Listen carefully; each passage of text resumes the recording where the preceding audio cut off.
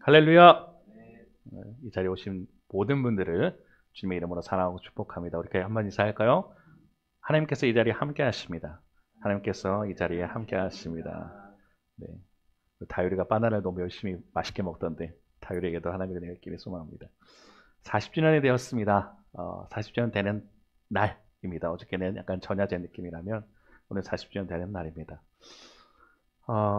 40. 제가 사실 주일날에도 이건 나누겠는데 내용은 주일날 설교가 좀 반복될 수 있더라도 양해를 부탁을 드립니다. 성경에 40이라는 숫자가 있다고 해요. 숫자는 또 의미가 있습니다. 각자의 숫자는 의미가 있습니다. 3이라는 숫자는 완전수, 7이라는 숫자도 완전수, 6이라는 숫자는 불완전수입니다. 그래서 666 하면 악마의 숫자로 얘기하죠. 그리고 8은 초월의 숫자로 합니다. 8. 노아의 방주에 몇 명 들어갔죠? 8명. 초월의 숫자. 그리고 또 8은 재창조라는 의미가 있어요. 노아의 방주에서 나오니까 어떻게 돼요? 새로운 시작이 됐죠. 재창조라는 의미가 있습니다. 10도 완전 숫자입니다. 자, 외우기 쉽죠? 3, 7, 10 뭐라고요? 완전 숫자랍니다. 12는요, 이스라엘 백성의 숫자예요. 야곱의 12아들 이스라엘 수. 그래서 나중에 12지파가 되죠. 그 다음에 성경에 40이라는 숫자가 있습니다. 40이라는 숫자는 제가 지금 PPT에 적어드린 대로 고난, 훈련, 역경이라는 뜻이 있어요. 모세가 40년 미단에서 훈련을 받습니다. 40년간 받았습니다. 이스라엘이 40년 동안 광야 생활을 합니다. 그죠?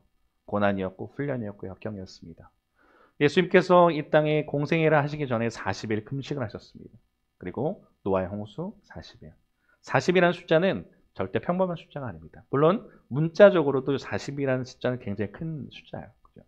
40년. 1985년 11월 26일 날 이 영암 사모에 저희 교회가 시작을 했습니다. 40년이 됐다는 거예요. 자, 근데 이 부분에서 오늘 교회에 대한 얘기를 하려고 하거든요. 어제 김덕봉 목사님께 사실은 말씀드리지 않았는데 감사했던 게 뭐냐면 교회의 본질에 대해서 얘기했다고 말씀하셨어요.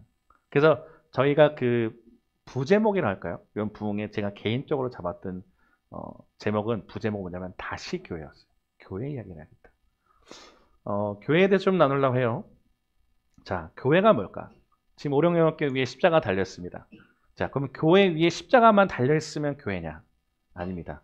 물론 교회 건물 위에 십자가 있으면 당연히 교회 건물로서는 맞습니다. 그것도 맞지만 이것만이 교회가 아니라는 거예요. 아까 목사님이 그 기도 가운데 이걸 얘기해 줬어요. 건물로서만이 교회가 아니다. 교회라는 건 뭐냐면요. 이 부분이 사실 저희는 세가족 교육하면 5주차 때 이걸 나눠요. 교회가 뭐다 나누는데 부르심이라는 겁니다. 헬라어로 뭐냐면 에클레시아라고 해요. 에크, 바깥으로 불렀다는 뜻이에요. 그러니까 물인데 건물로서의 교회도 교회가 맞고요. 하나님께서 성전을 말씀하셨기 때문에 교회가 있고 또 하나는 사람입니다. 부르심을 받은 존재들. 하나님께서 우리를 죄에서 구원하신 후에 하신 일은 부르심이에요. 그러니까 우리가 하나님 일에 참여할 수 있게 불러진 것이라는 거죠. 이것이 단순하게 목회자, 교육자들만이 아니라 모든 믿는 자들에게 해당되는 거예요. 그래서 고린도전서 1장 3절 9절에는 이렇게 나옵니다. 우리는 하나님의 동역자들이요 너희는 하나님의 밭이요 하나님의 집이니라. 그러니까 우리는 하나님의 동역자라는 거예요. 동역자가 뭐예요? 같이 일을 하는 사람이잖아요. 그러니까 하나님도 일을 하시는데 우리도 함께 일을 하는 존재. 그러니까 단순하게 교회 출석만 하는 것이 교회가 아니라는 거죠. 그러니까 우리가 구원받았습니다. 그럼 구원받았으면 이 땅에 잘 먹고 잘 사느냐? 그게 아니라는 거죠. 제가 예전에 출애굽기 강의할 때 그런 용어를 썼습니다. 자, 혹시 이걸 구분하실 수 있으면 제가 소정의 선물을 드릴게요. 자, 출애굽기 아시죠? 출애굽이란 말 거 정우 아주 끄덕끄덕. 자, 좋아. 너 맞추면 내가 진짜 목사님이 엄청난 선물 줄 수 있어. 출애굽기랑 탈애굽기라고 제가 탈애굽과 출애굽이라는 말을 써볼게요. 자, 탈애굽이라는 말은 처음 들어보신 분 많을 거예요. 출애굽은 많이 들어보셨어요? 출애굽과 똑같이 애굽을 탈출하는 것인데 출애굽과 탈애굽에 대한 차이가 분명히 있습니다. 이 이유를 분명하게 말씀해 주신 분에게 제가 소정의 선물을 드릴게요. 힌트, 목적입니다. 출애굽과 탈애굽, 둘 다 애굽에 탈출하는 건데 목적이 달라요. 결과? 객관식 드려요? 객관식 하기 어려운데. 출애굽과 탈애굽. 분명 어떤 목적이 있어요. 왜 하나님께서 이스라엘 백성을 왜 가나안 땅에 보내시고 출애굽한다 했을까? 조금 더, 힌트 더 줘? 자, 그러면 탈애굽이란 말은 이렇게 생각해 볼 수 있어요. 자, 다음에 또 제가 뭐 퀴즈 드리겠습니다. 이건 좀 어려울 수 있기 때문에 사실은. 자, 출애굽이에요. 죄인된 이스라엘 백성, 또 노예로 있던 이스라엘 백성을 하나님께서 이제 구출하십니다. 노예잖아요. 노예 신분에서 구출해서 가나안 땅으로 보내요. 그래서 뭐라 그래요? 족각 끓이는 땅에서 잘 먹고 잘 살아라는 거예요? 아니죠. 거기 이방 백성들이 있는데 가나안 땅에 칠족속인데 그들을 진멸하라는 이유로 보냈어요. 그러기 위해서 너희를 불렀다는 거죠. 꺼내줬어요. 목적이 뭐예요? 이 노예에 있던 이들을 탈출시켜서 자유로운 신분이 된 다음에 어떻게 하냐? 사명자를 불렀다는 거예요. 이게 출애굽입니다. 자, 탈애굽은 뭐냐? 그냥 꺼냈어요. 애굽에서 꺼냈어. 노예에서 불쌍한가 구출해줬어요. 자, 그럼 니들 마음대로 살아. 이건 탈애굽이죠. 차이가 이해되시죠? 그냥 너희가 노예 신분에서 해결만 해주면 그건 탈애굽이에요. 근데 하나님께서 어떻게 하시냐? 출애굽은 어떤 목적? 가나안 땅에 가서 너희의 사명을 감당해라고 부르셨다는 거예요. 우리도 구원받은 게 뭐예요? 우리가 죄에서 죽을 수밖에 없는 천국 가기 위해서만 게 아니죠. 어떤 분들은 너무 목적이 천국 가는 것에 목적이 있어요. 그러면 이 땅에 하나님께서 우리를 왜 두셨냐는 거죠. 사명이 있을 텐데. 하나님께서 어떻게 하셨냐? 우리를 죽을 수밖에 없는 우리를 예수 그리스도를 통해서 죄에서 구원하신 후에 자, 교회를 뭐라고 그랬어요 아까? 부르셨다. 에클레시아. 너희를 사명을 감당하는 자들로 불러주셨다는 거예요. 일을 하라는 거죠. 그렇게 불러주셨다는 거예요. 교회라는 것은 단순하게 예배만 드리는 것도 아니고 단순히 건물만 있는 게 아니라 하나님을 예배하고 또 하나님의 일을 감당하는 자들이 모인 그룹이라는 겁니다. 그게 정확한 교회의 명칭이 될 수 있어요. 자, 그러면 우리 그 문집사님도 그렇고 윤집사님도 그렇고 다시 다 직장인이신데 자, 애사심이란 말을 들어보셨는지 모르겠어요. 애사심. 자, 애사심이란 게 뭐냐면 몸담고 있는 회사를 아끼고 사랑하는 마음이에요. 자, 되게 짓궂은 질문인데요. 두 분 혹시 회사 사랑하십니까? 네. 뭐 그럴 수도 있고 안 그럴 수도 있습니다. 사실. 이건 어려워요. 애사심. 근데 제가 왜 애사심이라는 말씀 드렸냐면 어떤 분들은 그런 자기 회사에 대한 자부심이 있어요. 내가 예를 들어서 삼성 다녀요. 또 여기 현대중공업 있죠. 현대를 다닙니다. 그러면 내가 현대를 다니고 삼성에 오래 다녀서 뭐 부장이 되고 높은 자리에 올라가요. 그럼 뭐가 생기냐면 나는 삼성 매니아, 나는 현대 매니아라는 말이 있어요. 뭐냐? 나는 거기에 속해 있는 사람이라는 거죠. 자부심이 있습니다. 도청에 아니 교육청에 있는 나는 공무원이야. 그럼 나는 거기에서 자부심이 있죠. 그리고 회사를 위해서 내가 뭐 진짜 목숨을 바치기까지는 어려울지언정 최선을 다해서 노력할 겁니다. 그게 애사심이에요. 근데 이 말씀 드린 이유가 뭐냐면 회사를 다니는 사람들도 애사심이라는 게 있어요. 나의 회사를 위해서 어떤 사람 정말 목숨을 바치기까지 열심히 다니는 사람이 있어요. 근데 안타까운 게 뭐냐면 언제부턴가 이 말이 조금 용어가 좀 그런데 용서해 주세요. 애교심. 말이 좀 이상하죠? 교회를 사랑하는 건데 말 자체가 애교심하면 좀 이상하니까요. 교회를 사랑하는 사람들의 마음이 점점점 사라지기 시작합니다. 가면 갈수록 교회를 사랑하는 사람들이 마음이 사라지기 시작해요. 예전에는 어르신들이 뭐가 있었냐면 저희 윗세대만 해도 나라와 민족을 위해서 막 기도하는 사람들이 있었어요. 그죠? 금식하고 뭐 하고 그러던 사람들이 있었어요. 근데 어느 순간부터 뭐냐면 교회는 출석하는 거예요.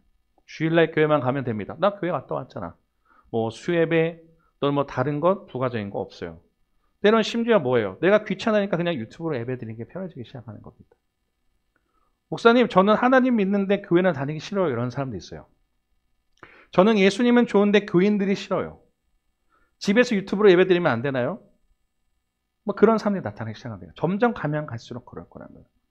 애사심, 애교심도 없어지기 시작합니다. 교회를 사랑하면 없어진다는 거예요. 자, 왜 그러냐면 지금 시대를 좀 분석해 볼 필요가 있는데 이거는 그냥 알아두시면 좋은 거라서 제가 말씀을 간단하게 말씀을 드릴게요. 지금의 시대를 가리켜서 포스트 모더니즘이라고 합니다. 그러니까 모더니즘이라는 게 뭐냐면 예전에는 이게 진리야 그러면 통하던 거였어요. 이게 모더니즘이란 그런 거예요. 이게 진리입니다 하면 다 통하는 거예요. 근데 포스트 모더니즘이라는 거는 포스트는 그 후에라는 뜻인데 모더니즘 이후에 나온 거예요. 그러니까 원래 이게 목적이 뭐였냐면 소수의 인권, 소수들도 존중해 주자라고 시작한 겁니다. 학문적으로. 시작할 때는 좋은 거였는데 그러다 보니까 모든 것을 다 해체하기 시작하는 거예요. 상대주의가 되는 거예요. 네 말도 맞고 네 말도 맞고 네 말도 맞고 네 말도 맞아요. 자, 그러면 정답이 분산되면 어떠세요? 혼란이 와요. 옛날에는 그냥 한 개의 정답이랬으면 그걸 믿으면 되는 거였어요.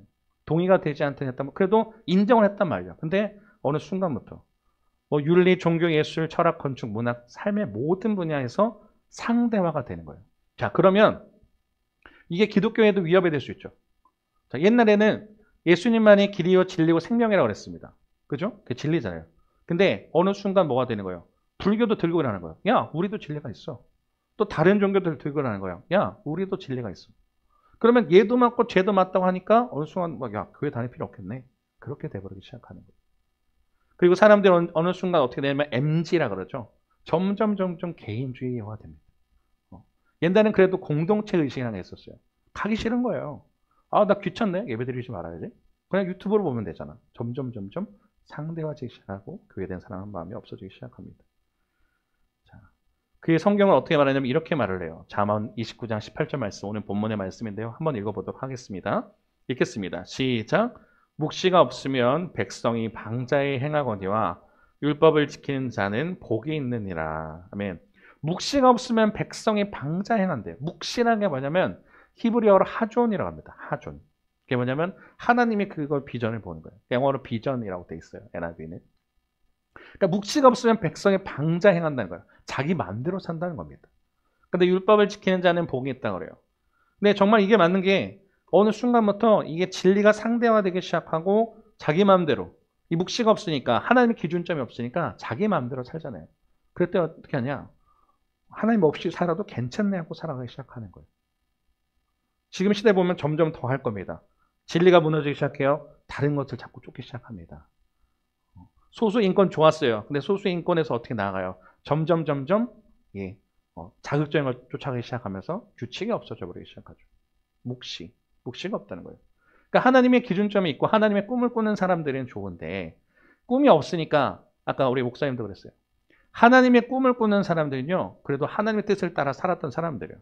근데 하나님의 꿈이 없고 비전이 없는 사람은 어떻게 하냐? 자기 야망을 따라 살아갑니다. 제가 이창호 장로님 저희 단일 기도에 나오셨던 분 기억나시죠? 3일차 때 나왔던 분인데 사실 이창호 장로님 언급하려는 건 아닌데 했던 건 아닌데 제가 생각나서 말씀드릴게요. 의사가 되셨어요. 근데 어떤 분은 똑같이 의사가 되는 게 목적입니다.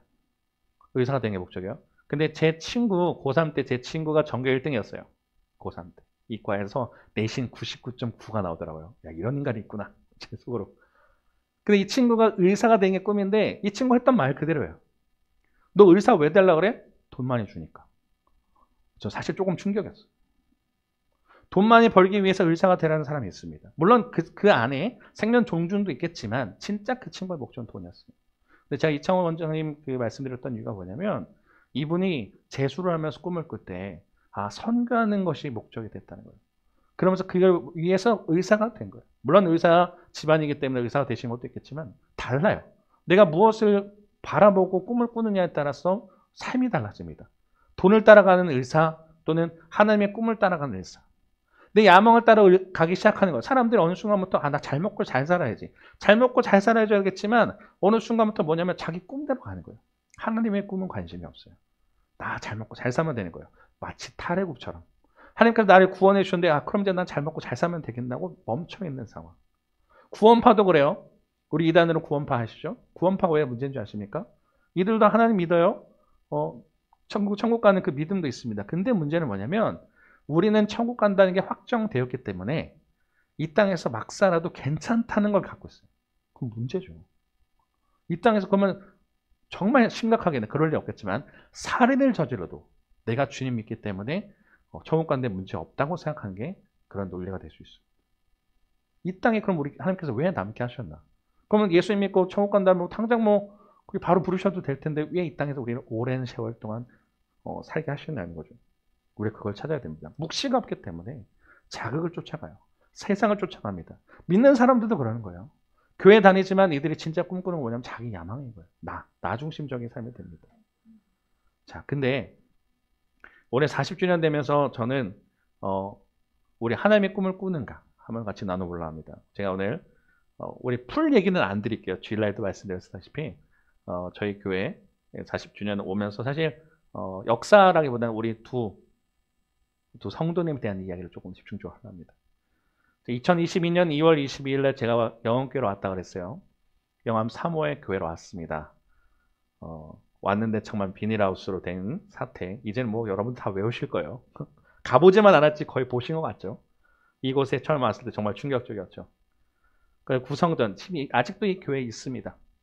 아직 저희 사택 옆에 잘 붙어 있어요. 있고, 잘 보이시는지 모르겠지만 저 끝에 우리 아리가 있습니다. 강아지인데요. 아리가 있어요. 지금 이제 오령으로 올 때 이 녀석도 하나님께서 부르셔서 지금 천국에 갔지만 아리도 있었고 딱 있는 것 두 개. 사택, 교회, 강아지 있었네요. 강아지. 세 개가 있던 곳이었습니다. 그리고 봉고차, 스틱 봉고차 하나. 화장실은 폐쇄가 되어 있고 근데 그곳 가운데 두 명의 성도님들이 계셨죠. 87세 박영애 권사님, 55세 뇌병변 장애를 가진 진필남 집사님이 계셨습니다. 두 명의 성도. 참 여기 올 때 참 정말 사택을 보고서 정말 놀랐던 것 같아요. 특히 저보다 우리 송 목사님이 사택을 보면서 정말 충격을 받았던 기억이 납니다.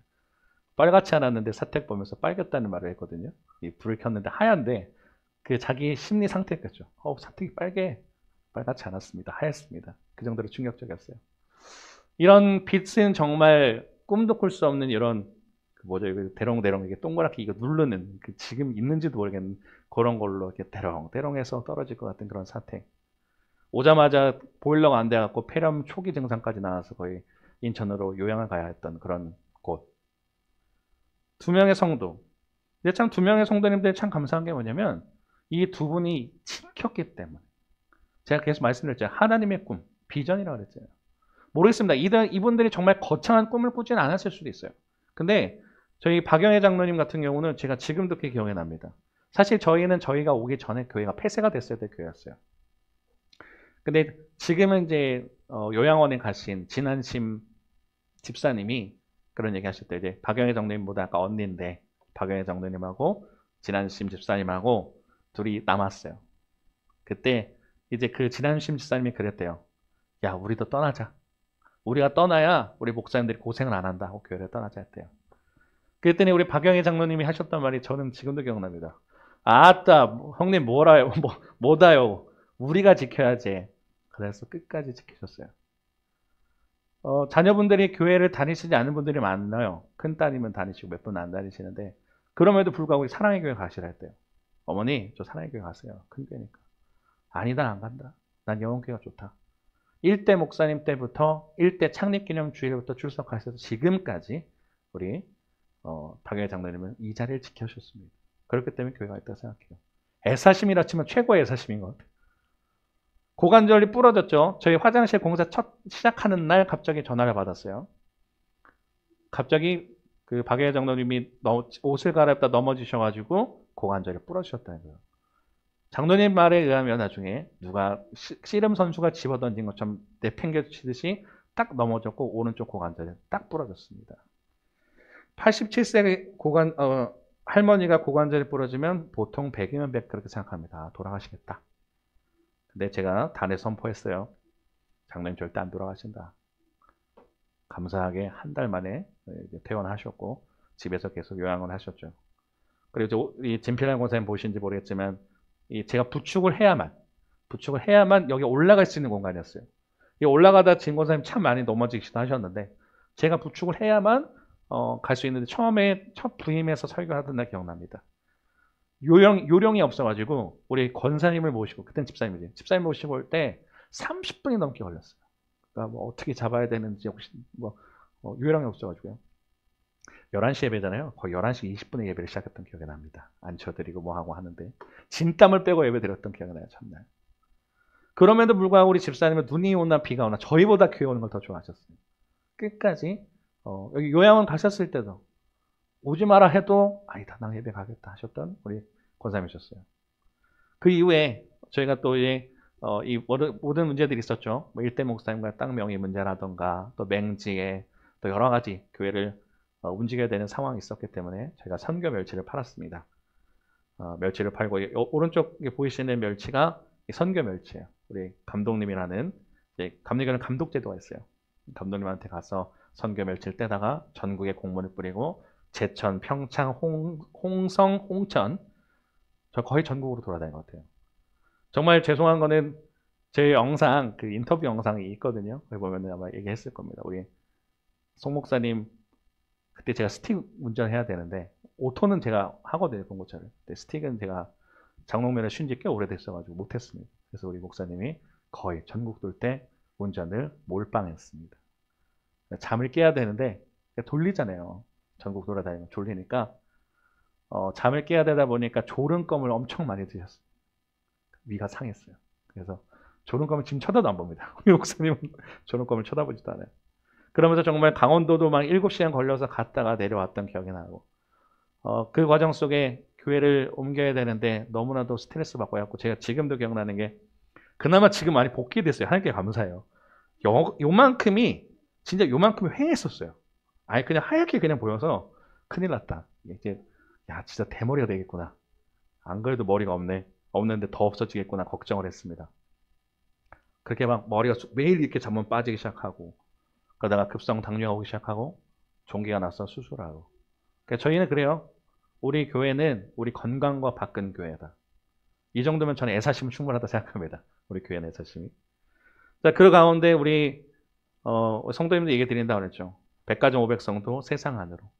끝까지 지키셨던 우리 권사님과 집사님의 기도가 있었기 때문에. 참 저는 지금도 기억이 나는 게 뭐냐면 우리 장로님의 비전이라 생각해요. 저는 그게. 하나님 주신 비전일 거다. 인간이요 상식적으로 2명밖에 안 난 교회 500명을 꿈꾼다는 저는 말이 안 된다 생각했어요. 처음 부임했을 때 우리 장로님이 기도를 했습니다. 하나님 100가정 500성도 보내주세요. 기도 듣다가 너무 충격을 받은 거예요. 아니 어떤 저런 기도를 하시지? 믿음이 대단하신 분이다. 근데 지금 1대 목사님 때부터 계속 30몇 년 동안 세웠던 하시던 기도입니다. 그게 아마 오령으로 오는 하나님께서 응답하신 게 아닐까 생각하고요. 세상 안으로 돌아왔으면 좋겠다. 우리 진필랑 권사님의 소원이었죠. 몸 낫기를 바라기보다 세상 안으로 영혼교회가 들어왔으면 좋겠다.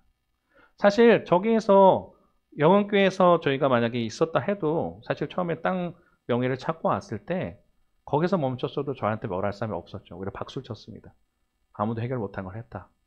충분했을 텐데 여기서 멈추면 안 될 것 같은 거예요. 하나님께서 저에게 보여주던 비전이 남학이었습니다. 전라도의 전자도 모르는 제가 남학 신도시를 하나님께서 꿈꾸게 하시고 화장실이 공사가 됐는데 저 혼났어요. 어떤 교회에서 후원해 주셔갖고 화장실이 이제 생겼으면 사모해서 전도를 해야지 왜 헛된 꿈을 꾸냐고 저희 송목사님한테 혼났습니다. 아니 그게 맞는 말처럼 보이긴 해요. 왜냐면 이제 화장실도 됐고 사택도 좀 수리됐으니까 여기서 전도해야지 왜 화장실 공사됐는데 갑자기 새로운 곳을 꿈꾸고 나가냐. 제가 한마디 했습니다. 하나님께서 보여주신다. 하랜다. 그랬더니 그 말에 우리 처음에 목사님도 의아하다가 설교단에서 딱 그게 왔대요. 아, 하나님께서 진짜 가라 하시나 보다. 그래서 이 3박자, 내일 말씀드린 것처럼 백가정 500성도 세상 안으로 남학이라는 게 맞아지기 시작하니까 지금 저희 있는 오령으로 오게 됐죠. 그러니까 이게 진짜 우리가 욕심해 버렸을까? 하나님의 비전과 꿈이 있었어요. 그러니까 우리가 거창하게 꿈꾼 게 아니라 하나님의 마음을 주시니까 그래 오령으로 가자. 아무것도 모르는 신도시 그리고 교회가 없다 하는 곳에 그것을 세워줘야 된다. 이것에 왔습니다. 원래 저희가 193평짜리 땅을 봤었어요. 거기서 땅을 사서 건축하려고 했더니 땅값이 16억이었습니다. 193평에 16억. 상상할 수 없는 돈이에요. 근데 우리 하려고 그랬어요. 진짜 하려고 그랬습니다. 근데 우리 첫 번째 장로님이 돌아가시면 그걸 못 볼 텐데. 그리고 우리 권사님도 그랬고 또 하나 이제 여러 가지로 그때는 이제 신도시 거품도 있었기 때문에 부동산 사장님이 건물을 사지 말고 대출 받지 말고 월세로 들어가십시오. 왜냐면 대출이나 월세나 똑같이 이자가 될 텐데 문제는 5억짜리 건물을 사요. 그럼 3억이 될 겁니다. 근데 그 말이 맞았어요. 만 2년이 지나 보니까 땅값이 다 떨어졌습니다. 그래도 여전히 비싸지만. 그래서 이렇게 오게 된 게 오령 영혼교회입니다. 진짜 이게 하나님의 인도하심이 없었다면, 우리가 하나님의 꿈을 꾸지 않았다면, 비전을 꾸지 않았다면 이곳에 올 수 있었을까? 어렵게 오게 됐습니다. 근데 문제는 뭐냐면요. 이곳에 왔는데 만 2년 동안 여러 가지 정말 열심히 달렸습니다. 열심히 달렸어요. 그러니까 어떻게 보면 우리 지금 함께 예배드리고 있는 우리 문집사님, 윤집사님, 정호와 다효리까지 이곳에 예배드리고 있지 않는가 생각하게 돼요. 어떻게 이게 올 수 있었을까? 근데 그 과정 속에 정말 많은 분들이 오고 갔지만 결국 정착되는 건 어렵더라고요. 근데 그 속에 최근까지 고민했던 것이 있습니다. 아마 사실 두 분에게 나눴지만 우리가 예배 같이 들으신 분들에게 나누지 못했었어요. 말씀드리면 사실은 어, 이제 만 2년이 되고 내년이면 원래대로 치면 계약이 종료가 되는 상황인데 물론 그것도 하나님이 어떻게 일하실지 모르겠지만 오령여교회 존재에 대한 이유? 어떻게 보면 저희가 지금 비전을 잃어버린 것처럼 보였어요. 우리 여기 왜 있어야 되지? 라는 생각이 드는 거예요. 어차피 계속 열심히 해도 사람들이 오지 않을 거고 사람들이 그러는 거예요. 우리 지방 목사님들 중에 어떤 분은 그랬습니다. 여기에 올 때 야 정신 나갔냐? 월세 감당 못한다. 그죠? 지금 생각해보면 월세가 매달 120만 원 나갑니다. 그럼 부가세가 붙어서 12만 원 더 붙어요. 공과금까지 하면 160만 원입니다. 그러니까 이게 뭐 그냥 어떤 분들에게 부담을 드리려는 게 아니라 현실을 말씀드리는 거예요. 160만 원, 두 명의 성도에 160만 원을 감당해야 되는 거. 또 왜냐면 저희 삶도 살아야 되니까 그럼 플러스 알파. 그 돈 니네 어떻게 감당하냐. 그때 전도사 시절 때 한 전도사 가지 마. 월세 때문에 꽤 오랜 생활 힘드셨던 분이 있어요. 내 경험이야. 지금은 하나님의 은혜라 말하지만 다시 돌아오면 나 자신 없어. 못해. 가지 마. 영업께서 하면 되잖아. 돈도 안 나가고. 야 가면 전도 될 것 같냐? 안 돼. 지방 목사님도 얘기해 주는 거야 현실을. 근데도 왔어요. 호기롭게. 막 용감하게 왔습니다. 될 거야. 신도시에 왔으니까 우리가 될 거야 하고 막 꿈을 꿨어요. 열심히 했어요. 팝콘도 튀겨가지고 저희 아이들도 줘보고 그리고 나가서 전도도 하고 또 막 그 지나가는 그 뭐라 그러죠 그거 도로에 보이는 운전하고 다닐 때 보일 수 있는 현수막도 걸어보고 다 했습니다. 블로그도 만들고 유튜브도 하고 근데 유튜브 인원은 계속 늘고 있는데 현장 인원은 안 느는 거예요. 그리고 왔다 가는 분도 많고요. 전화로 문의하시는데 오겠다는 분들 결국 안 오신 분들이 있습니다. 그리고 이곳에 와서 참 안타까운 게 뭐냐면 많은 소위 말해서 많은 뒤통수도 맞게 됐어요. 사람들한테 배신도 당하고. 그러니까 예수님의 심정을 알 것 같았습니다. 근데 최근에 어떤 목사님이 저한테 그러더라고요. 교회 성도가 몇 명이래요. 2명입니다 그랬어요. 근데 저한테 물어보셨습니다. 아니 왜 교회가 2명밖에 안 돼? 이유가 뭐야? 진짜 제가 여기까지 올라와서 뭘 하고 싶었냐면 그러게 목사님 이유가 뭘까요? 저 열심히 하는데 그러고 싶었어요. 끝에 하셨단 말이 지금도 기억납니다. 에휴 이러면 한능력인데 자존심 상했어요. 나 열심히 하는데 지금 내 성도 2명으로 나에게 무시를 당하는 거구나. 거기에 사실은 한 달 전쯤에 어떤 연락이 왔습니다. 보통 교회 자립이냐 미자립이냐를 구분을 할 때 결산을 얘기해요. 1년 결산을. 1년 결산이 4천만 원 넘어가면 자립교회 아니면 미자립교회입니다. 4천만 원 결산이고 사택이 좋은 곳인데 목사님 거기서 목회하실래요? 라고 연락을 받았어요. 한 달 전쯤에. 근데 제가 1초 만에 거절했습니다. 안 갑니다. 안 갑니다. 분명한 이유는 모르겠는데 이것을 해야 될 이유가 있는 것 같은 거예요. 좋죠. 지금 40살밖에 안 됐는데 자립된 교회 가서 목회한다 편하죠. 근데 저는 그게 아닌 것 같았어요. 1초 만에 거절했습니다. 아니요, 안 가겠습니다. 또 어디 세종에 어떤 교회가 있대요. 아이, 목포에서 하지 마. 세종에서 해. 근데 거기도 삼각교회요. 120만 원. 그 돈 낼 거면 여기 있겠다고. 네. 그러면서 하나님께서 이곳에 남기셨는데 못 찾겠는 거예요. 한동안은. 하나님, 우리 송 목사님들하고 저도 마찬가지예요. 우리가 떠날 때가 된 건가? 교회에 대해서 왜 이곳에 그럼 남아야 될 이유를 못 찾겠는데? 왜지? 하면서 다니엘 기도를 시작했어요. 하나님 분명히 알려주세요. 만약 모세처럼 그게 있잖아요. 저희가 자주 하는 말이 우리가 이곳에 와서 막 우리가 뒤에 원대한 비전을 보면 좋겠지만 모세도 가나안 땅에 오기 전에 출애굽을 시켰잖아요. 근데 모세 어떻게 가나안 땅 못 들어가죠. 그 뒤에 여호수아랑 갈렙이 들어간 것처럼 우리가 여기까지인가? 하고 또 생각도 해봤어요. 아닌가? 우리가 아닌가? 잘 모르겠는데 계속 풀리지 않으니까. 잘 명확했으면 너네 떠나라면 떠나면 되고 남으라면 남으면 좋겠는데 그걸 가지고 씨름을 했습니다. 하나님 뜻이 뭘까요? 근데 이번 다니엘 기도회 하면서 저희는 답을 얻었어요. 아, 하나님께서 오령에 사랑하시는 사람들이 많구나. 영혼 구원할 사람들이 많구나. 그걸 알겠는 거예요. 아, 이곳에 어떻게 보면은 우리가 이걸 월세를 감당하면서까지 또는 사람이 늘지 않아서 때로는 뭐 배신당할 때도 있고 여러 가지 있지만 그럼에도 불구하고 우리가 이곳에 이어야 될 거는 하나님께서 오령에 사랑하는 사람들이 많고 우리 품으라 하시는구나. 구원의 방주 역할이 되게 해달라고 계속 기도했었거든요. 그걸 찾았어요. 그래. 있어야겠구나. 사실 박영애 장로님 돌아가시면 교회를 폐쇄해야 되나 고민했었습니다. 올해. 증권사님 이제 돌아가실 게 보이고 장로님도 90세인데 뭐 어떻게 될지 모르니까 내년에 교회를 폐쇄해야 될까? 올 초에 잔수받기 전에 고민했었어요. 근데 감사하게 형민이라고 하는 청년을 보냈어요. 우리는 계속 뭔가 아니라고 생각할 때 하나님 자꾸 일을 하시는 게 보이는 거예요. 이렇게 한다 할 때 또 우리 함께 예배드릴 수 있는 사람들을 보내주신 거예요. 묵시. 하나님의 비전을 잃어버리면 교회도 생명을 잃어버린 거야. 저희도 순간 비전을 잃어버리니까 그랬어요. 근데 다시 찾는 거죠. 하나님의 꿈이 보이는 거예요. 이것이 지금 하나님께서 이거 세우신 이유가 뭘까? 우리 집사님이 그런 얘기 해주셨어요. 영혼께를 기도하는데 우리가 성벽처럼 보인다. 저도 그렇게 보입니다. 우리가 마지노선인데. 지금 여기 교회가 하나도 없습니다. 물론 추후에 교회가 들어올지 잘 모르겠어요. 하지만 이 2년 동안, 만 2년이라는 시간 동안 하나님께서 세우신 이유는 그냥 뭐 너네 그냥 신도시 나와봤다 그냥 끝나라는 게 아니라 사명을 감당하시는 것 같은데 보이기 시작하는 거예요. 근데 그게 단순하게 그냥 숫자 부응, 그냥 교회로서 그냥 목회하라가 아니라 이 영혼들 품고 기도하는 거구나. 복음을 몰라서 죽은 영혼들이 많구나 아직. 그래서 하나님께서 우리에게 비전을 보여주기 시작하는 거예요. 묵시, 비전을 품기 시작했습니다.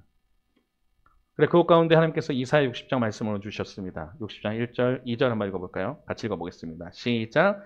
일어나라 빛을 발하라. 이는 내 빛이 이르렀고 여호와의 영광이 내 위에 임하였음이니라. 보라 어둠이 땅을 덮을 것이며 캄캄함이 만민을 가리려니와 오직 여호와께서 내 위에 임하실 것이며 그의 영광이 내 위에 나타나리니. 아멘. 교회의 역할, 빛과 소금의 역할을 감당해야 된다는 거예요. 일어나라 빛을 발하라. 이는 내 빛이 이르렀다. 이 말씀하는 상황에 이사야가 있던 상황은 되게 어두운 현실이에요. 바벨론 포로기로 끌려갔고 이사야가 있던 시대는 우시야, 믿었던 우시야가 죽었어요. 그 가운데 환상을 보죠. 이사야가.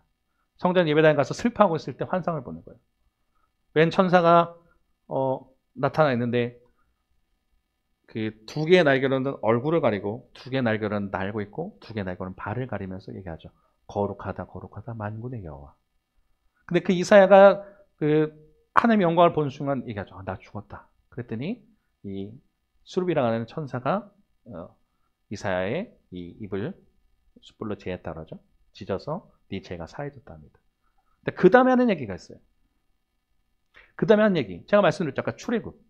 하나님께서는요, 죽을 수밖에 없는 백성을 꺼내주시고, 근데 니네 잘 먹고 잘 살아 아니라 사명으로 부르신다. 그 다음에 뭐라 얘기하시냐면, 내 할 일을 누가 할고, 내가 지금 해야 될 일 있고, 우리가 해야 될 일은 누가 내 일을 할고 하는 거예요. 그 사람을 찾으시는 거예요. 그때 이사야가 그러죠. 내가 여기 있나이다. 나를 사용해 주세요라고 하는 거예요. 그 가운데 지금 이 말씀이 나오는 거예요. 일어나는 빛을 발하라. 어두운 현실 속에 빛이 임한다는 거예요. 근데 하나님께서 뭐라 하시냐면 여호와의 영광이 내 위에 임하였다는 거예요. 사명을 감당할 수 있게 해서 그게 필요하다는 겁니다. 우리가 일을 해야 돼요. 그럼 교회를 사랑해요? 근데 왜 그게 없느냐? 우리가 하나님의 영이 임하지 않기 때문에. 우리가 진짜 구해야 될 건 뭐냐면요. 잘 먹고 잘 사는 거 구하셔야 되겠지만 여러 가지 우리가 직장 다른 것도 구해야겠지만 그 무엇보다 하나님의 비전을 꿈꿔야 되는 건 뭐냐면 여호와의 영광이 하나님은 내 자리에 내게 임하여 주시옵소서라고 기도해야 돼요. 우리가 성령 충만하면 방언하고 뭐 은사 나타나고 그런 것만 생각합니다. 근데 그건 현상이에요. 성령 충만해서 나타나는 현상이지 본질은 하나님의 영이 임하면요. 하나님을 주님이라 시인할 수밖에 없어요. 시인하다는 건 고백한다는 거죠. 그럼 고백하면 어떻게 하냐? 하나님의 뜻대로 살아가려고 노력하는 사람이 된다는 거예요. 그리고 그게 어떻게 하냐? 하나님 일을 하는 사람이 된다는 겁니다. 지금 1절과 2절을 보니까 계속 반복적으로 나오는 얘기가 있어요. 여호와의 영광이 내 위에 임하였다. 또 2절에 어둠이 있겠지만 그것 가운데 여호와께서 네 위에 임하실 것이다. 임해 주시겠다는 거예요. 내가 그래. 하나님 성령 충만, 하나님의 영이 내게 거하게 인도해 주옵소서 꿈꾸는 자들에게 주신 거구나. 그렇게 되니까 어떻게 해요? 3절 말씀 읽겠습니다. 시작. 나라들은 내 빛으로 왕들은 비치는 내 광명으로 나아오리라. 아멘. 그렇게 일을 할 때 나라가 오겠다는 거예요. 왕들이 비치는 내 광명으로 나올 것이라 얘기하는 거예요. 회복을 말씀하시는 거예요. 좌절하고 어두운 순간이었어요. 근데 하나님의 영이 비치기 시작하니까. 좌절됐던 인생, 절망 가운데 있던 인생 속에 하나님의 영이 임하기 시작하니까 꿈을 꿀 수 있구나. 하나님의 꿈을 꿀 수 있구나. 그래서 아까 원하고 바라고 기도함이라는 찬양 되게 좋아하거든요. 후렴 가사 아세요? 뭔지 아세요? 하나님의 꿈이 어, 네. 크게. 주장만 도와주세요. 설교를 도와주실 거예요. 하나님의 꿈이 뭐예요? 그 다음에 예수님의 성품이 인격이 되고, 그 다음에요. 나의 능력이 되고. 다 들어가 있죠. 하나님의 꿈을 꾸는 사람이 나의 비전이 되는 거예요. 꿈을 이제부터 여러분이 꾸셔야 될 건 야망이 아닙니다. 우린 야망 꿀 수 있어요. 어려운 거 아니에요. 근데 진짜 우리가 해야 될 우리가 지금 하나님께서 우리에게 주신 사명이 뭐냐? 하나님의 비전을 꾸는 거. 예수님의 성품이 나의 인격이 되는 거예요. 교회 다니지만 성품이 엉망인 사람도 많아요. 그러니까 하나님의 성품을 닮아갈 수 있게 그렇게 기도해야 돼요. 마지막으로 성령님의 권능. 하나님의 영이 임할 때. 그게 그 얘기입니다. 성령님의 권능이 임할 때 나의 능력에 대해서 그 일을 감당할 수 있게 된다는 거예요.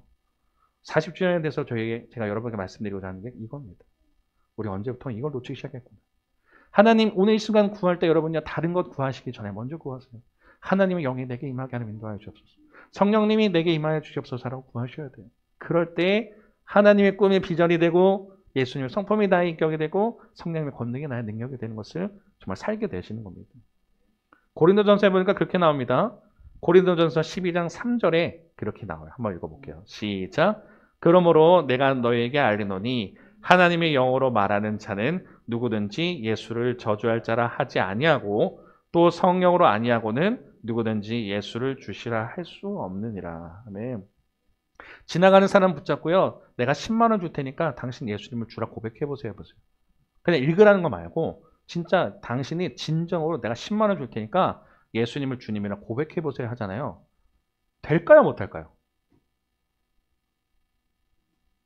될 것 같으세요? 좀 작아? 50만 원 줄게. 될까요? 아니 진짜 자기 영접하는 거 말씀드리는 거예요. 그냥 글자 읽는 거 말고요. 글자 읽는 거 할 수 있죠? 나 합니다. 할 수 있을 것 같잖아. 그냥. 근데 예수님을 주시라 고백하면 안 된다는 거예요. 성령이 되지 않고서는 안 된다는 겁니다. 로마서 10장 9절도 똑같습니다. 내가 만일 내 입으로 예수를 주라 시인하며 시인한다고 안 된다는 거예요. 그러기 위해서는 오늘 구해야 되는 것. 그러니까 우리가 언제부턴가 왜 막 사느냐? 왜 묵시가 없느냐? 성령 충만하지 않기 때문에. 하나님의 영이 구하지 않기 때문에 자꾸 자기 마음대로 살아가는 거예요. 그래서 우리가 다시 회복해야 될 건 뭐냐? 묵시. 하나님의 비전을 꿈꾸고 나아가고 하나님의 율법을 쫓아 나아가면서 그분의 영이 임하기를 기도하며 나아가야 돼요. 그것이 진정한 교회의 역할입니다. 그래서 주일날 이렇게 했어요. 오릉영교회 40주년 선언을 했습니다. 했는데 여러분도 한번 같이 하면 좋을 것 같아서 한번 해보도록 하겠습니다. 자, 그냥 같이 고백하는 마음으로 읽으시면 되는 거예요. 같이 선언하듯이 읽겠습니다. 시작. 오룡에서 하나님 나라가 시작된다. 우리의 수고는 월세가 아니라 영원한 기업이다. 우리의 눈물은 사라지는 것이 아니라 다음 세대를 세운다. 우리의 교회는 작지만 강하고 연약하지만 위대하다. 40년을 넘어 영원한 기업으로. 아멘. 네. 그래서 훗날 누군가 저는 그런 꿈을 꿔요.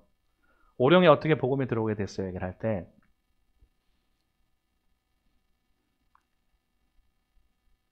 안 온다 그랬는데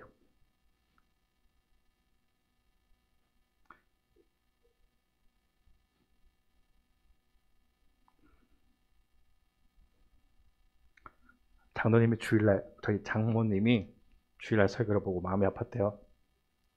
갑자기 울어서. 그때는 울라고 했던 게 아닌데 오늘 똑같네요. 만약 누군가 나중에 오룡에 어떻게 복음이 들어왔냐 물었거든. 영혼교회가 있었는데 최선을 다해서 복음을 지키려고 했다. 그 시작이 오룡의 복음화가 되었다.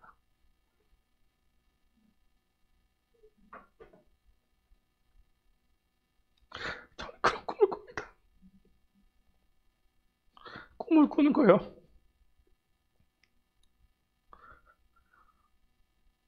미쳤다 소리도 들어봤고 이름은 한능력인데도 뭐하고 있냐는 소리도 들었고 결산교회로 가라.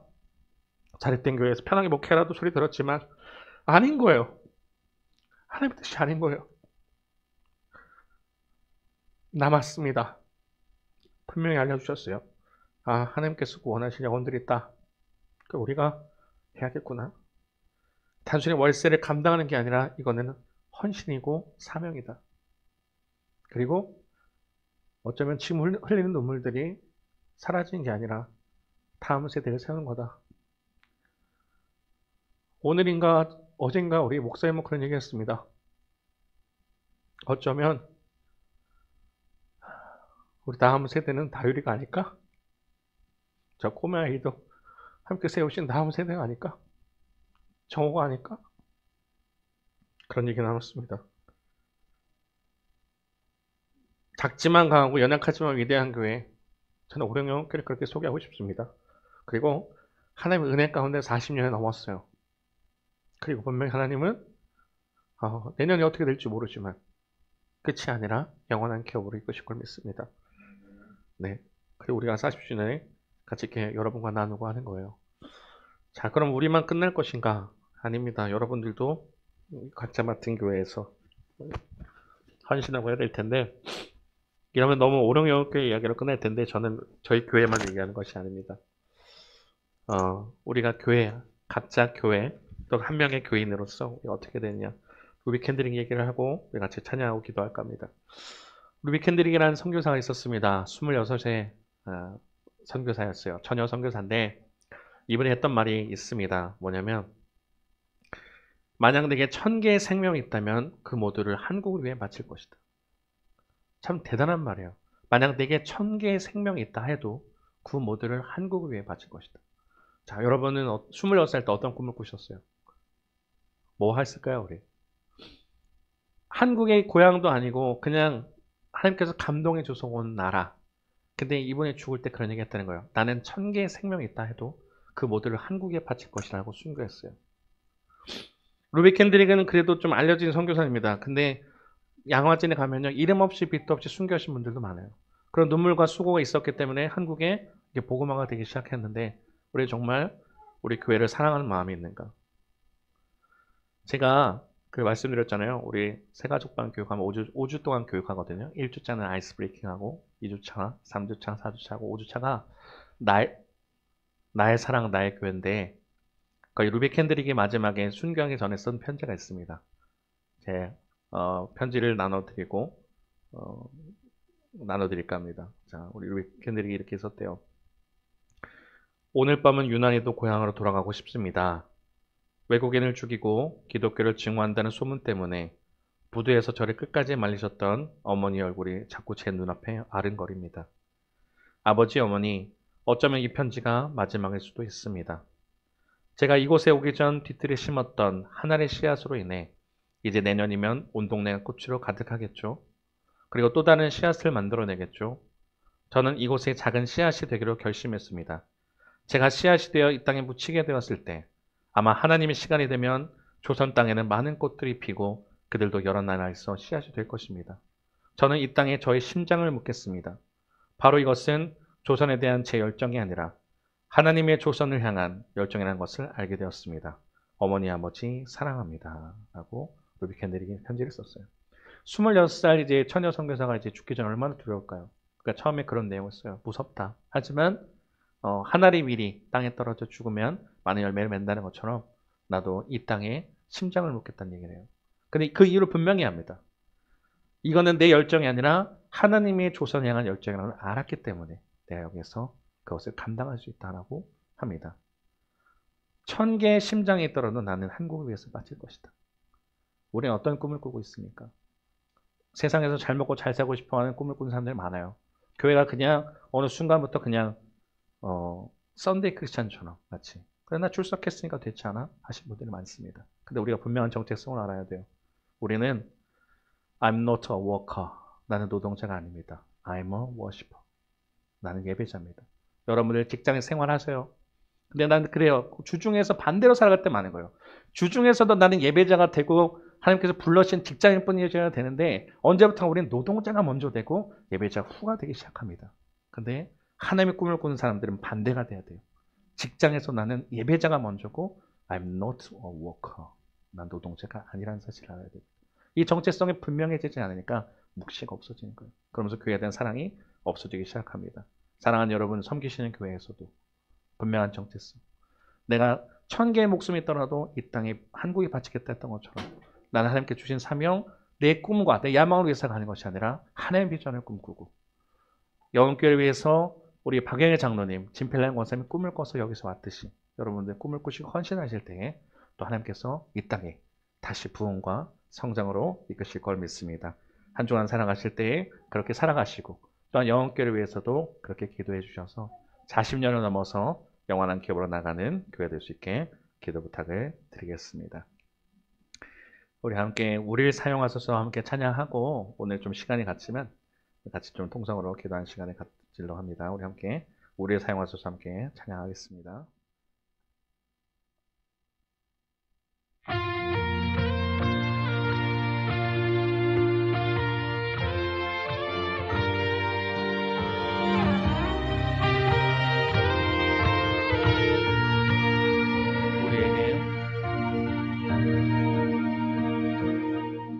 우리에겐 소원이 하나 있네. 주님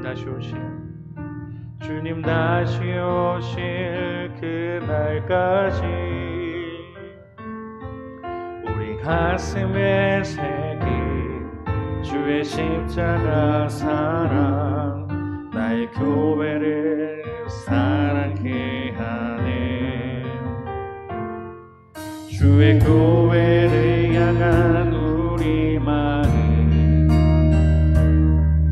희생과 포기와 가난과 고난 아물며 죽음조차 우리 막을 수 없네. 우리 교회는 이 땅의 희망. 교회를 교회되게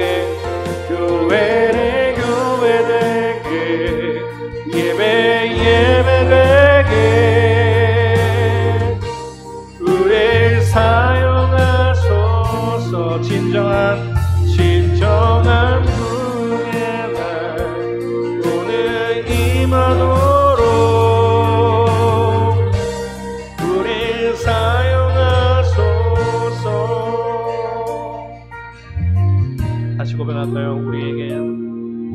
우리에겐 소원이 하나 있네. 주님 다시 오실 그날까지 우리 가슴에 새긴 주의 십자가 사랑 나의 교회를 사랑케 하네. 주의 교회를 향한 우리 마음 희생과 포기와 가난과 고난 하물며 죽음조차 우리 막을 수. 우리 교회는 이 땅의 희망. 우리 교회는 이 땅의 아멘. 교회를 교회되게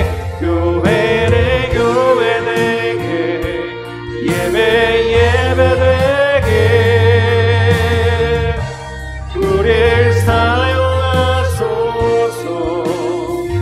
진정한 부흥의 날 오늘 임하도록 우리를 사용하소서. 성령 안에 예배하리라. 자유의 마음으로 사랑으로 사역하리라. 교회는 생명이니 교회되게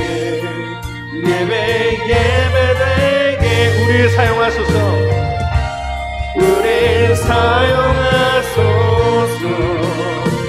진정한 부흥의 말 오늘 임하도록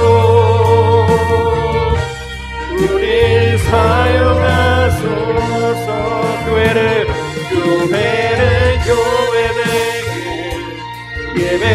예배되게 우리를 사용하소서. 아멘. 우리를 사용하소서. 진정한 부흥의 날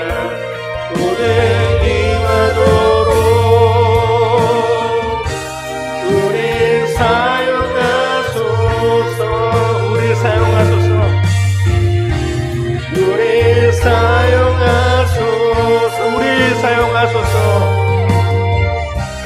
우리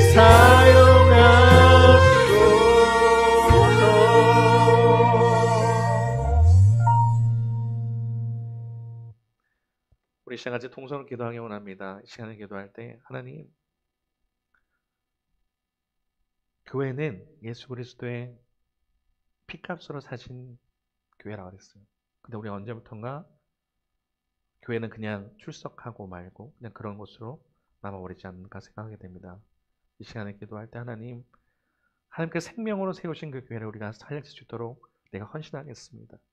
회사를 다니더라도 우리가 애사심이라는 게 있어서 회사에 대한 헌신을 하게 되는데 우리가 그러지 못했습니다. 다시 교회에 대한 하나님 내 마음을 주셔서 하나님의 영에 임하게 인도하셔서 성령에 충만하게 인도하셔서 교회를 사랑하게 하시고 하나님의 꿈이 나의 비전이 되게 인도하셔서 언제 세워나가는 그런 그리스도 일꾼이 되게 해달라고 이 시간 주님 이름 부르짖고 같이 통성으로 같이 기도하겠습니다. 주여 하나님 감사합니다. 오늘도 귀한 예배 자리에 불러주신 주님 감사합니다.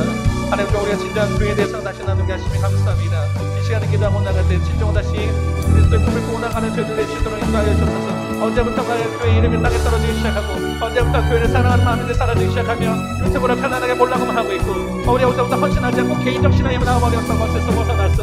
우리가 이제 묵시가 없어져버린 이 시대에 다시 한번 비전을 선포하고 나아가오니 하나님 동안 다시 주님을 바라보고 나가는 데 있도록 인도하여 주옵소서. 이 시간 정말 주님 우리 영교회가 아버지 정말 세우신 교회들이 다시 한번 교회 역할을 감당할 수 있도록 주님께서 붙들어 주옵소서. 사람이 없어서 부족한 것이 아니라 하나님의 성령으로 감당하시면 이것을 정말 다시 국내의 물길을 직업으로 나아갑니다. 루비캔들에게 정말 헌신할 수가 있었기 때문에 이 땅에 복음이 흘러갔던 것처럼 우리 다시 한번 기도하고 나갈 때 좀 하나님 꿈을 꾸고 나가는 저희들 될 수 있도록 인도해 주옵소서. 이 오름에 정말 많이 맡겨진 영혼들이 많은데 이 영혼들 놓고 기도하고 나갈 때는 좀 많은 영혼들 주께 돌아 놀라운 역사를 하게 인도해 주옵소서. 단순한 숫자를 삶의 숫자가 세워진 것이 아니라 한 명의 그리스도 영혼들이 아버지 정말 영혼들이 살아나는 노력 역사를 인도하게 인도하셔서 아버지 주님 품고 나가는 저희들 될 수 있도록 역사하여 주옵소서. 우리 마음 가운데 그리스도의 심장이 되게 인도하셔서 그리스도 심장을 품고 나가는 저희들 되게 인도하셔서 언제부턴가 야망과 창의 만족을 살았던 그런 것에서 벗어나서 이 어두웠던 시대에 일어나는 빛을 발하시던 것처럼 하나님의 영이 임하는 귀한 세대가 될 수 있도록 인도하여 주옵소서. 다른 세대가 되는 것이 아니라 다음 세대가 되게 인도하셔서 아버지 주님 교회 역할로 감당하는 저희들 되게 인도하여 주옵시고 추락하는 것을 넘어서 헌신자들이 나오게 인도하시고 아버지 직장으로 끝인 것이 아니라 우리가 참된 예배자의 삶으로 거듭나는 저희들 되게 인도하셔서 아버지 있는 곳에서 어디서든지 정말 그리스도의 향기를 뿜어내는 저희 목숨이 되는 저희 역할이 될 수 있도록 하나님 들어주옵소서. 다시 한번 빌자를 품게 하시면 감사합니다. 아버지 주님의 그리스도의 향기 그리스도 택배 흘러나가는 교회들 되게 인도하셔서 멈춰버린 심장들 다시 움직이게 인도하시고 꿈을 꾸려나가게 인도해 주옵소서. 야망을 꾸는 것이 아니라 하나님의 꿈을 꾸고 나가면서 헌신할 때 많은 영혼들이 나가시고 그리스도에게들 다시 속해오게 인도하셔서 아버지 교회가 교회다운 예수처럼 인도해 주옵소서. 40주를 맞이해서 다시 한번 나누게 하시면 감사합니다. 아버지만 주님 우리 꿈고 나갈 때 일하신 주님을 기다고 나가오니 이 오력 가운데 주님하신 주님 역사하셔서 많은 영혼들이 정말 주님의 어둠 가운데 절망하고 낙심하고 있고 정말 떨어져가는 영혼들이 주의 품 안에 돌아온 놀라운 역사를 하게 인도하시옵소서. 주님을 몰라서 정말 주님 아버지 주님 헤매고 있는 이들에게 그리스도만이 정말 참된 소망이시고 생명이 되시면 주님께서 알게 하셔서 성령님 그들에게도 자정하여 주시고 붙들어주셔서 오늘 다시 한번 교회에 넘치도록 움직이도록 붙들어주옵소서. 하나님 교회가 정말 구원의 방주 역할을 감당하는 교회가 되게 인도하여 주옵소서. 아버지 정말 다시 건물로 써면 존재하는 것이 아니라 하나님 자리에 인자하여 주시고 우리가 기도하고 나갈 때는 일하신 것을 바라보고 나가는 저희들 식도를 인도하셔서 아버지 복음의 물길을 넘쳐 퍼지게 인도하여 주옵소서. 다시 한번 우리 정말 붙들어 주옵소서. 한 사람 한 사람 교회로 부르셨사오니 믿는 곳 어디에서든지 빛을 바라고 나가는 가수 역할을 감당하는 저희들에게 인도하셔서 이제 다시 오고 나가는 저희들에게 인도하셔서 하늘로 나가는 저희들 될 수 있도록 역사하여 주시고 하나님 인도하여 주옵소서. 하나님 도와주옵소서. 하나님이 하늘 주님 붙들어 주옵소서.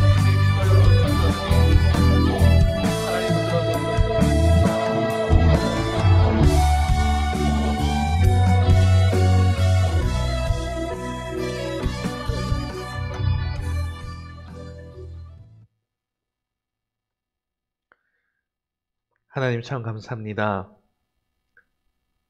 영원교회 40주년을 맞이하게 하셔서 하나님의 꿈을 꾸는 교회라는 제목으로 말씀을 나눴습니다. 이 시간이 그냥 흘러가는 시간, 단순하게 40년을 자축하는 시간이 아니라 하나님 우리 다시 비전을 보게 하시며 감사합니다. 묵시가 없는 백성은 방자 행한다 했습니다. 이 세상에서 하나님 묵시가 없어서 세상의 야망을 꾸고 자신만의 욕심을 부리며 나아가는 사람들 많고 심지어 믿는 사람들 속에서도 하나님 이름을 빌어서 자신의 야망을 채우는 사람들이 많은 이 시대에 주님 다시 한번 하나님의 비전을 우리에게 부어주옵소서. 하나님의 영을 우리에게 부어주셔서 참된 소망과 참된 비전을 꾸고 나가며 우리가 먼저 되는 삶이 아니라 주님을 위해서 나아가는 헌신자의 삶이 될 수 있도록 인도하여 주옵소서. 우리는 단순하게 직장에 불러진 직장인이 아니요 주님께서 직장 속에서 파송하신 예배자인데 우리 이것을 놓쳤습니다. 다시 한번 예배자의 삶으로 주님께서 붙들어 주셔서 참된 예배를 꿈꾸고 나가게 인도하시고 하나님의 꿈을 꾸면서 교회를 세워나가는데 헌신할 수 있는 저희들 되게 인도하시옵소서. 개인주의가 판치고 정말 자신만이 편하게 지는 예배 드리려고 하는 그 시대 속에 하나님 다시 교회 역할로 불러주셔서 많은 사람들이 주님께 돌아오게 인도하시고 특히나 이 오령지역을 굽어 살펴주셔서 많은 영혼들이 주님을 모르고 헤매고 방황하고 있습니다. 이들을 속히 주님 구원의 방주 역할로 있는 교회에 불러주셔서 이들이 하나님의 비전을 꿈꾸고 하나님을 같이 예배하고 만드는 하나님 나라를 꿈꾸고 만드는 그런 기회가 될 수 있도록 주님 붙들어 주옵소서. 작지만 강하고 연약하지만 위대한 교회를 꿈꾸고 있습니다. 하나님 40년 동안 잘 지켜주시고 은혜로 가운데 붙들어 주신 주님 감사합니다. 40년을 넘어 영원한 기업으로 나아가는 우리 영혼께 될 수 있도록 이끌어 주시고 언제나 우리가 소망 잃지 않고 주님만 바라보고 나가는 저희들 될 수 있도록 역사하여 주옵소서. 감사합니다. 예수님 이름으로 기도드렸습니다. 아멘. 네, 영혼께